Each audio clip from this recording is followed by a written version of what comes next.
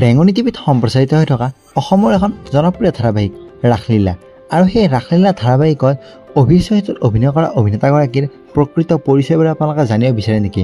যদি আপোনালোকে অভিৰ প্ৰকৃত পৰিচয় জানিব বিচাৰে, তেখেতৰ ঘৰ ক'ত, তেখেতৰ পৰিয়ালত কোন কোন আছে আৰু তেখেতে কেনেকৈ অভিনয় জগতৰ সুযোগ পালে, এই সকলোখিনি কথা আজি আপোনালোকক এইটো ভিডিঅ'ৰ দ্বাৰা জনাবলৈ চেষ্টা কৰিম।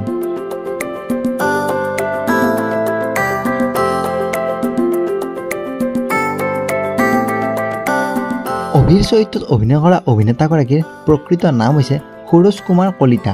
তেখেতৰ জন্ম হৈছিল 17 ফেব্ৰুৱাৰী তাৰিখে। তেখেতৰ ঘৰ হৈছে গুৱাহাটীত।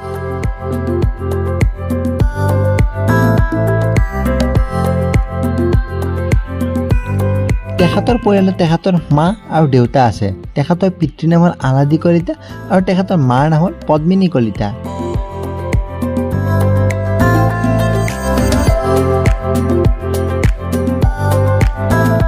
তেখেতে প্ৰাথমিক শিক্ষা অসম জাতীয় বিদ্যালয়ৰ পৰা কৰিছিল। তাৰপিছত যদি আমি তেখেতৰ অভিনয় জগতৰ কথা পাতিবলৈ যাওঁ, অভিনয় জগতত তেখেতে এনেকুৱা বহুকেইখন জনপ্ৰিয় শ্বৰ্ট ফিল্ম তেখেতে কৰিছে আৰু ধাৰাবাহিকো কৰিছে, লগতে তেখেতে ছবিও কৰিছে।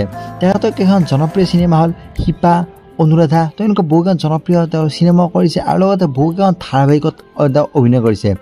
অংগিকা, পাঞ্চালী, আৰাধনা, তেওঁলোকে বহুকেইখন ধাৰাবাহিকত অভিনয় কৰিছে আৰু এতিয়া বৰ্তমান অভিয়ে ৰাসলীলা ধাৰাবাহিকত অভিৰ চৰিত্ৰত অভিনয় কৰি আছে।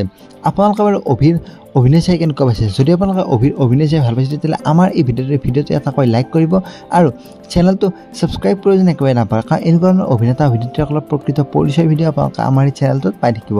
ধন্যবাদ।